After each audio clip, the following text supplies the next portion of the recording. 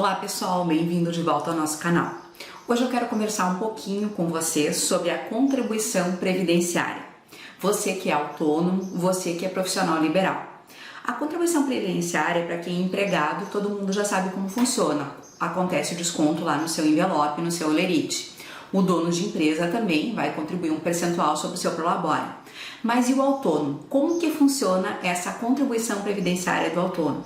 E isso é muito importante a gente entender os dois modelos que existem, né? Entender direitinho como funciona, as consequências da opção por um modelo ou outro, e isso vai influenciar muito a hora que a gente vai decidir qual tributação adotar, tributar como pessoa física ou tributar como pessoa jurídica. A contribuição previdenciária para o autônomo, para o profissional liberal, ela tem que ser bem compreendida. E é isso que a gente vai trazer para vocês aqui nesse vídeo. Então, como que funciona a contribuição para o INSS do profissional liberal?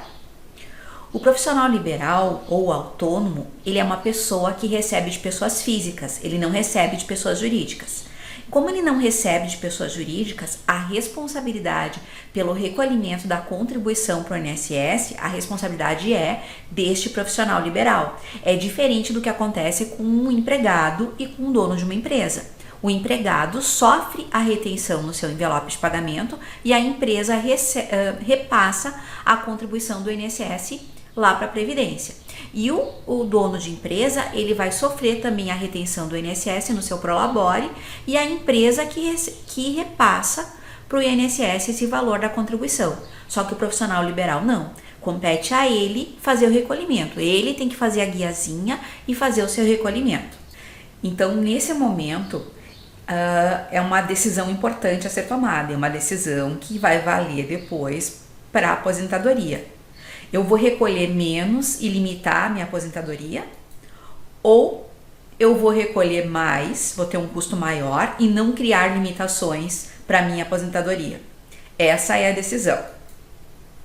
Nós temos dois tipos de contribuição para o profissional liberal, tá? Ele pode contribuir na contribuição tradicional, em que não tem limitação, porque ele vai se aposentar por tempo de contribuição com base na sua contribuição, com base na média da sua contribuição durante todo o período que ele contribuiu.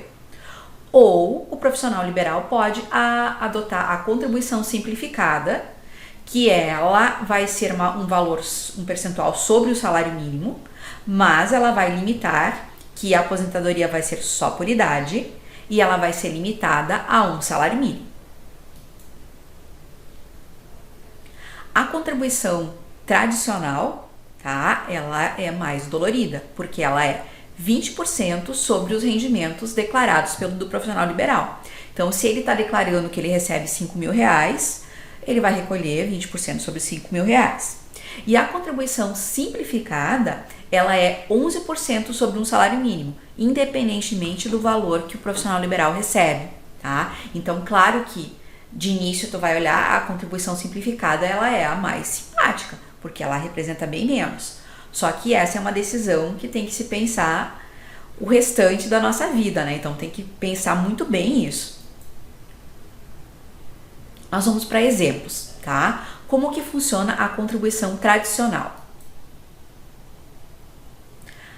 Então, como eu já falei, para o autônomo, para o profissional liberal, ela vai ser de 20% sobre o valor dos rendimentos. E para o sócio de empresa, ele vai estar na contribuição tradicional. O sócio de empresa, ao invés de pagar 20%, ele vai pagar 11% sobre o seu prolabore, tá? E ambas contribuições, elas ficam limitadas ao teto máximo do INSS, que é em torno de 7.507. Nós vamos ver depois um exemplo. Então, a contribuição tradicional para o autônomo é 20%, para o sócio de empresa é 11%. E esse aqui também é um aspecto muito importante na hora de decidir qual tributação adotar.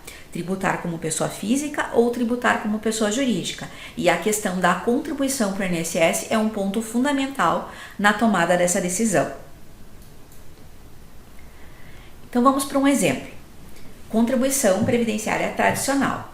Eu declaro que os meus rendimentos mensais são de R$5.000 como autônomo. A minha contribuição vai ser de 20% sobre esses R$5.000, que vai dar R$1.000 de recolhimento, que eu, como contribuinte individual, tenho que fazer a guiazinha e recolher.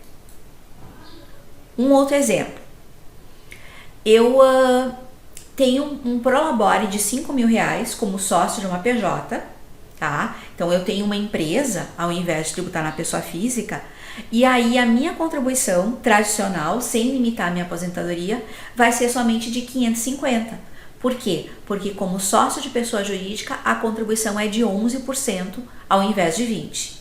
E agora vamos trazer um exemplo para vocês de uma contribuição com rendimentos de R$10.000 mês, tá? Então R$10.000 fica acima do teto máximo de contribuição. Então se como autônomo eu recebo R$10.000 por mês, eu não vou recolher 20% de R$10.000, porque R$10.000 já ultrapassou o teto. Então eu vou recolher somente 20% do teto, que vai dar R$1.501,50. Isso como autônomo.